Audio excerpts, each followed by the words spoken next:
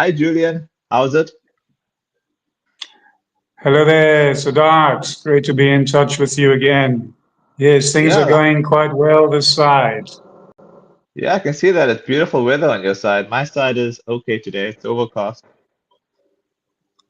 Yeah, we've been lucky. We finally had a good bit of rain, and that's really brightened things up because it's been quite dry here.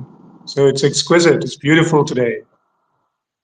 Okay, all right, that's lovely. And I'm happy to catch up with you today, especially on another topic, which is now regarding Charlie Kirk's death, which has really gathered a lot of, airtime. So my opening question to you is, what was your initial reaction when you heard the news about Charlie Kirk's passing?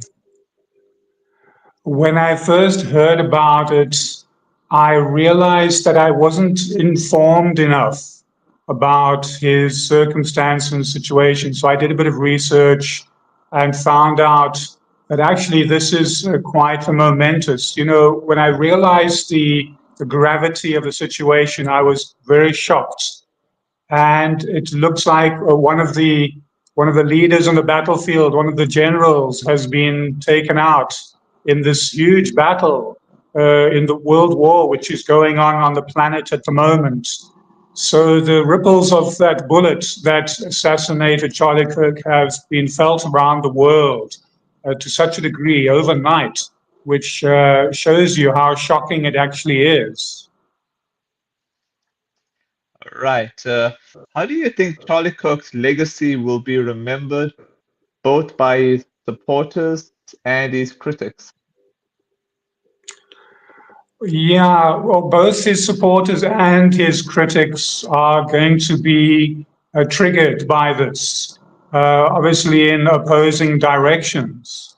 But this kind of incident is certainly a triggering experience for everyone involved. And so the supporters obviously are going to be roused to the occasion because you've kind of created a martyr here of sorts. And those who are following very passionate, whereas with the opponents, it's going to inspire them as well, also to, in the other direction, to see that they can more easily be incited to similar kind of violence. It may end up inciting a similar kind of violence, in other words, going forward when this becomes the norm. And that's how extreme the left and the right polarizing forces have been pushed apart from each other, that it's now extreme left and extreme right. And it's really unseen really in history. So both of them are going to be highly triggered, and it may even become even more reactionary as a result of this. Charlie was a highly polarizing figure in American politics.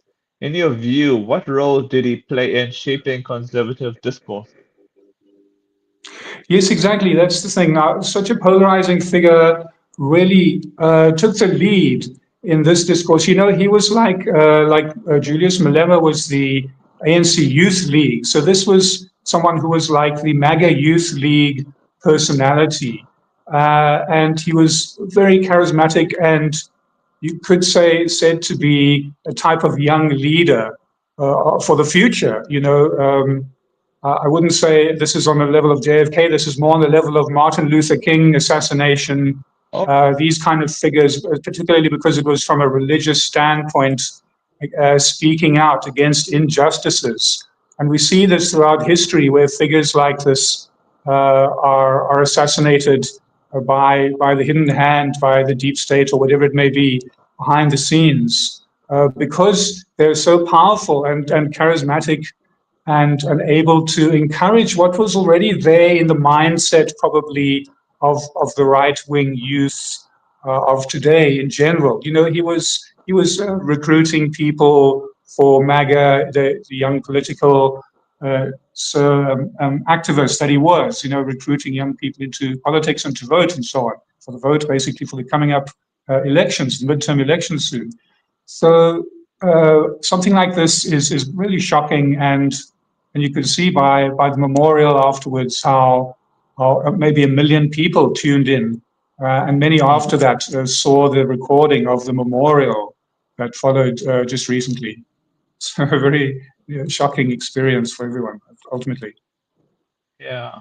Do you believe the political climate today contributed in any way to how people are reacting to his death? Yes.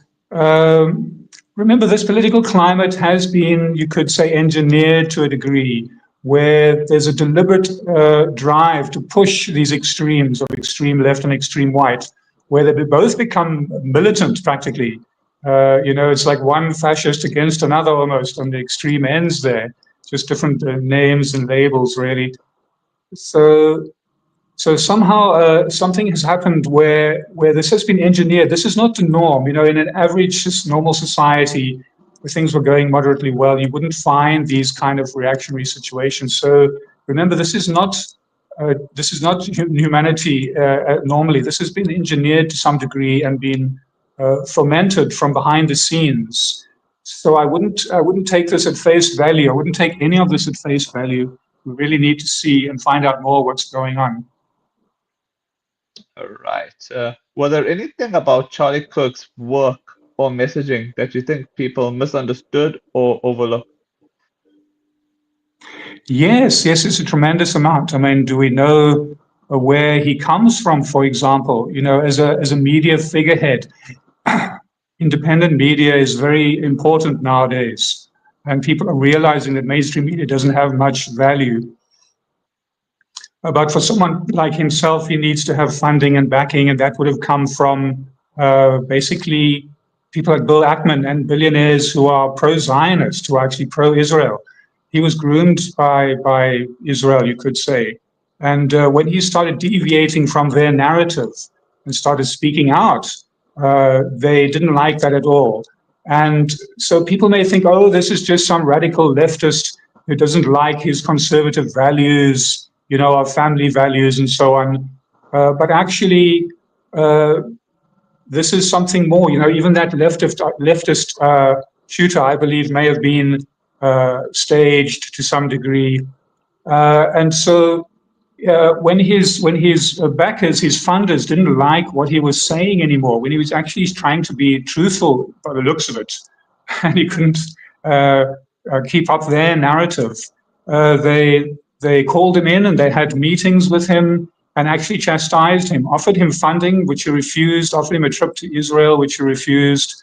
And so when that happened, the whole relationship must have gone sour. And the Israeli intelligence, I'm sure, had a hand ultimately. This is their style. The decapitation is their style of taking out leaders and figureheads in this way. So it's typical of shenanigans going on behind the scenes that we don't really know about.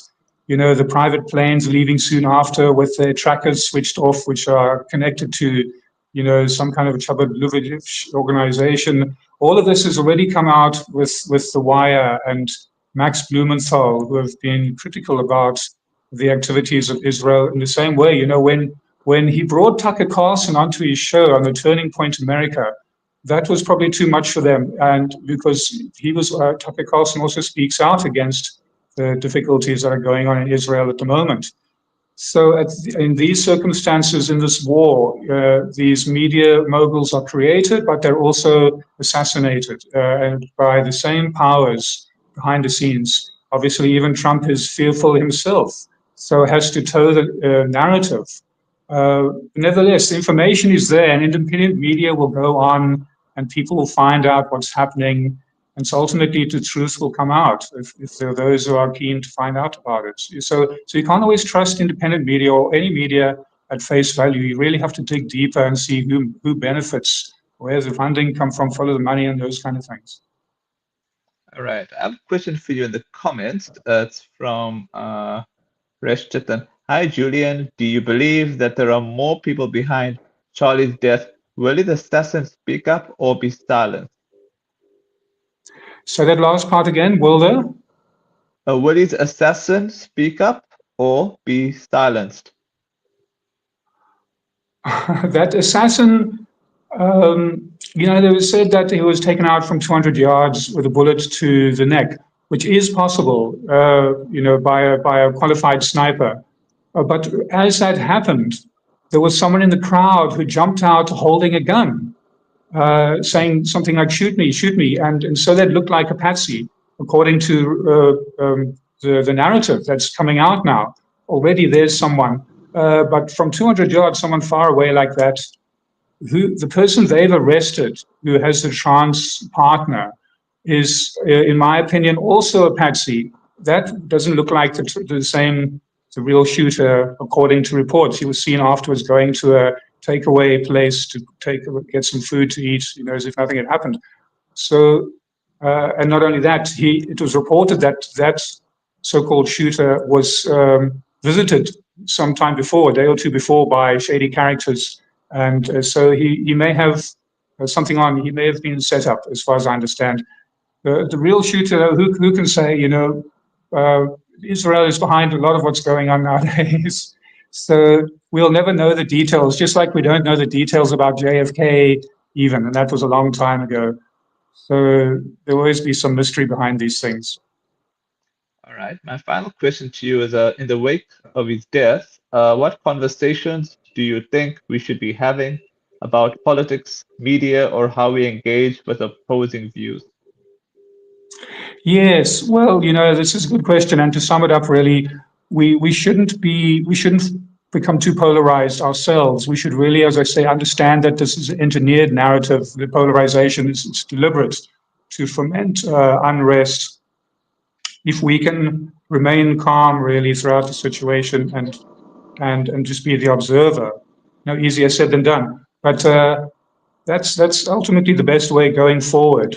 Realize that a lot of it is staged and engineered, and have the conversation, of course, because by shedding light on the situation, it can really help the conditions for everyone. In other words, finding the truth of what's been going on and expose what's been hidden, and what's going on there based on the circumstances in these. But ultimately, we just have to play it safe, because as independent media, you're never sure where you stand. When you speak out, if you say too much, anything could happen nowadays. There's a lot of clampdown, as we see in the UK and around the world, on free speech. So it's up to the independent media really to do what they can at this stage, like yourself. So I appreciate what you're doing here, Siddharth. Thanks, man. All right. All I gotta say is thanks for your time, and check you as usual again in the future. Okay, Siddharth, I appreciate it. Farewell then.